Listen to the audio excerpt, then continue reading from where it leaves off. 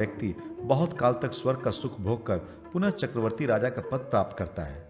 भगवान श्री कृष्ण पुनः बोले, राजन, जब भगवान शंकर ने अपने नेत्र की ज्वाला से कामदेव को भस्म कर डाला था, उस समय कामदेव की पत्नियां रीति और प्रीति दोनों रो रो कर विलाप करने लगी। इस पर पार्वती जी के हृदय में दया उत्पन्न हो गई और वे शिव जी से प्रार्थना करने लगे, महाराज, आप कृपा कर इस कामदेव को जीवन दान दें और शरीर प्रदान कर दें।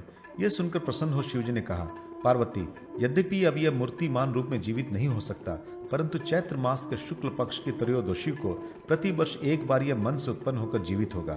चैत्र मास के शुक्ल पक्ष की त्रयोदशी को जो भी कामदेव का पूजन करेगा वो वर्ष भर सुखी रहेगा।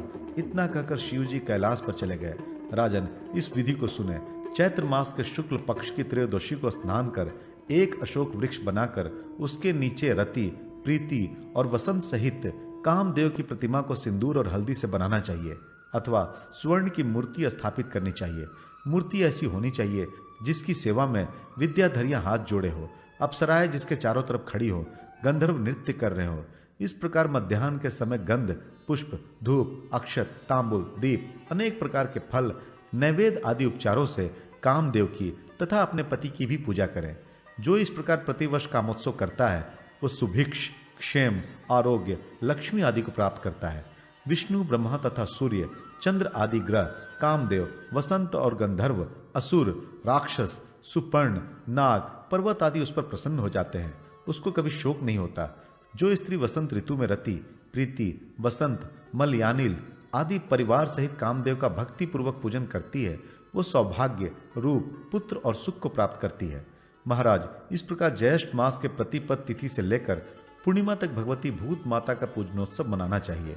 अनेक प्रकार के मनोविनोदपूर्ण एवं हास्यपूर्ण गीत, नाटक आदि का आयोजन करना चाहिए। नवमी अथवा एकादशी को दीप जलाकर अतीव भक्ति पूर्वक भगवती के समीप ले जाने चाहिए।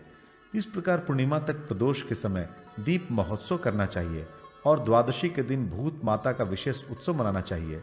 इस प्रकार अनेक प्रकार के उत्सवों से भूत माता का पूजन करने वाले व्यक्ति सपरिवार प्रसन्न रहते हैं और उनके घर में किसी प्रकार का विघ्न उत्पन्न नहीं होता। ये भूत माता भगवती पार्वती के अंश से समुद्भूत है। नम्र निवेदन और क्षमा प्रार्थना। भगवत कृपा से इस वर्ष कल्याण के विशेषांक के रूप में संक्षिप्त भविष्य पुराण